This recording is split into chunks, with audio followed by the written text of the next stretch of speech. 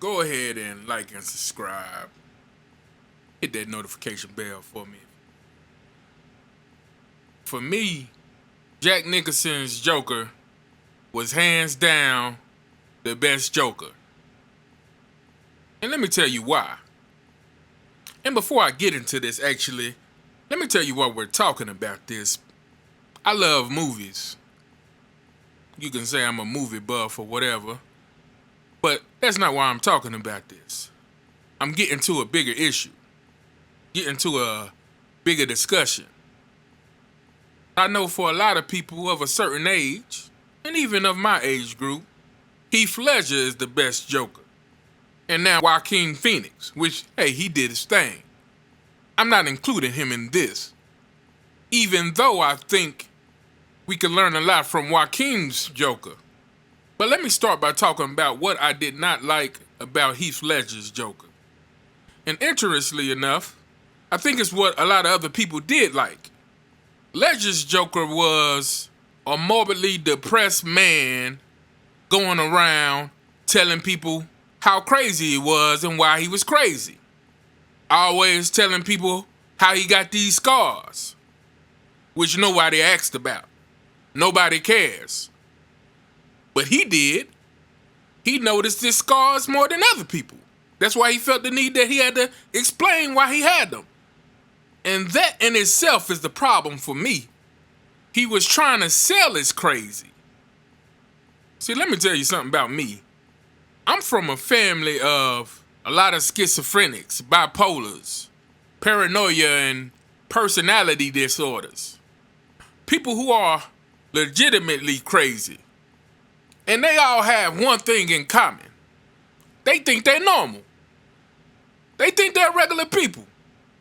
If you said they were crazy, they'll be like, what are you talking about? You're the crazy one, not me. Not me sitting over here thinking a squirrel is plotting on me. That's regular. I'm a regular person. What are you talking about? All that woofing that he was doing in that movie, that's not how real crazy people act. He wasn't scaring nobody. But now let's turn our attention to Jack Nicholson's Joker. Jack Napier was a crazy man that thought he was a comedian. He thought he was hilarious and a ladies' man. He wasn't trying to scare nobody, and that's what made him more scarier to me. He thought he was being regular. He thought he was being funny when he was killing people. He wasn't trying to be a monster. He was trying to make you laugh. You know, one of my favorite lines from my boy Andre 3000. I think it was in that So Fresh, So Clean remix with Snoop Dogg. He starts his verse off by saying it. Some people play crazy, some people play like they sane. And that says it all. You know, I think I mentioned a time or two that I didn't hang with the best of people when I was younger. And because of this, like so many of us, we've been put in situations that weren't always the best. The long and short of it, I'm talking about shootouts. I'm from down south where we have a lot of hole-in-the-wall clubs, as we call them. Them spots where you have like 500 people wall to wall just in a little shack.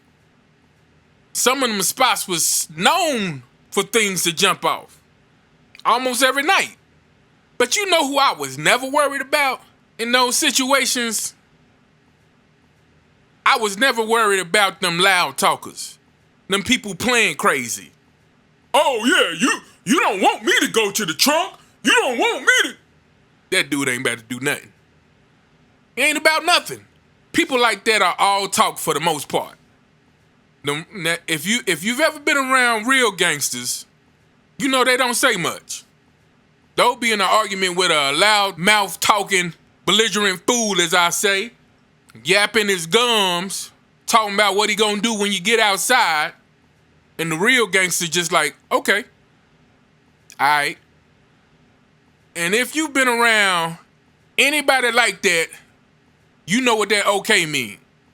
That okay mean you better walk out with security and hope they got it on them when you leave. That okay means you just signed your own ticket. That's who Jack Nickerson's Joker was. He didn't speak much, but he smiled all the time. He laughed all the time while he was doing these horrible things. Ledger was trying to scare you before he even had to do anything. So why am I talking about this? I realize that we are living in a generation now where people are having a difficult time differentiating between what's real and what's not. And this is affecting everything. You'll hear young people today, men and women, or should I say girls and boys, judge people by if they look rich. Oh, he didn't have chains on. He didn't have J's on. You could tell he wasn't rich. As if the display makes it so. You know, about 20 years ago, I used to manage a few rap groups. This was the good out the trunk days, when you could print up a few thousand CDs and just hit the ground hustling, going from city to city, hole in the wall club to hole in the wall club. First record deal I ever signed was with this mega multi-millionaire. This dude owned all kinds of car lots, had all kinds of boats and shit. By your standards, this guy would be the brokest person on the planet, wearing a little baseball hat and some rinky-dinky jeans and a t-shirt every single day. But he's a multi-millionaire. See, if y'all was trying to get on, y'all would have missed out, because he didn't fit the description that you have made up in your head. He wasn't showing the right signs. You know, that's what I hear about that Joker argument. That Heath's Joker was obviously more crazy because he was showing how crazy he is. I know, because it's a lot of them, y'all don't realize, but rappers and drug dealers are the exception to the rule. Most people with money do not show it. Make sure you have, they might get a nice car, they might have a nice house, but all this flashiness that you see from entertainers, that's not the rule, that's the exception. That's the problem with this era. Is like, I actually think that might be what some of this self-snitching is about. Is like, I just can't rob a bank, because if I just rob a bank and don't tell nobody, they won't know that I'm a bank robber. But if I get on the gram and show the money that I got from the bank and show the bag I used, and hey, these are the masks and this is the gun. Oh, now they know that I'm a bank robber. Now everybody know that I'm a bank robber. Oh, when I took care of my op, it was just me and him. Now people don't know that I take care of business. How can I make people know that I'm serious? Oh, I know. Hit the gram up. Show them the gun. Say something stupid like, oh yeah, nobody's seen him in a while. I wonder what that is. What could have happened? I don't know. While waving the gun, stupid shit. That's the only thing y'all know. It's not real if you're not showing it. I promised I wasn't going to mention y'all's superhero in this, but that's what we hear all the time, ain't it? Well, LeBron done did all this for the black people and Jordan never did.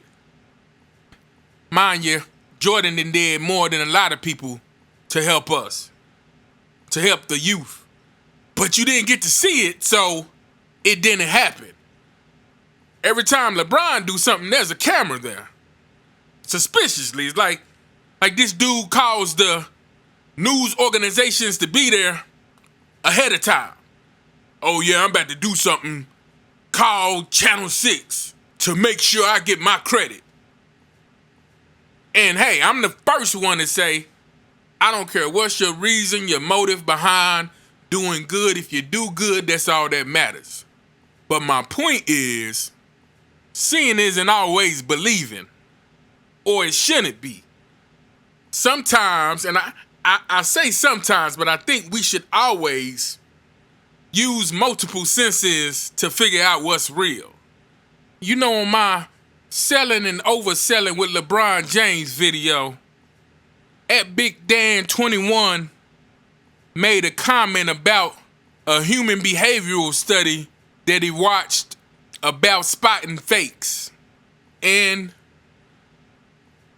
this was no absurd dude from around the way like me talking about this. This was professional. But he was saying what I was saying, because it's true. When you scream, we tend to close our eyes because opening your mouth wide pushes up your cheeks. This is just human biology. In my comment section, all the OnlyFans fans thought this was being a hater and nitpick. Oh, he's talking about LeBron scream now. Act like I ain't talking about LeBron for a minute. Just take the information for what it is. This is what happens if you're a human. Has nothing to do with that man. If you're a human, this is how your face work. If your face ain't working like that, it may not be authentic. Take that man out of it. I ain't even speaking about that man. I'm talking about human beings. If you're a human being, this is how your face work. If your face is working unnaturally, it might be on purpose. And if it's on purpose, you gotta ask, why are you doing that? But I know you OnlyFans fans see the screaming. Y'all ain't using y'all other senses to see if it's real. Y'all see the screaming and say, why else would he scream like that? Oh, he means that. That's what people who scream do. And there we go. There we go. That's what we talking about. Y'all get caught up in these showy displays of action and y'all confuse that for real. Y'all confuse that with meaning something. So I'm going to bring this back to the beginning, then I'll end this. That is Heath Ledger's Joker. He has all the outward displays of a crazy person, or what we think a crazy person would be like, but people who know see right through that. That's an act. The truth is, everybody just want to be regular. Nobody wants to be crazy. Nobody wants to feel like they different. I know I went all around a little bit today, but it's all right. I don't mind. But I do really want to thank y'all for checking me out today. I will see you very soon. I got some real cool things coming up. I'm going to be doing some guest spots with another channel pretty soon, so that's going to be cool. I will see you in the next one. All right, people.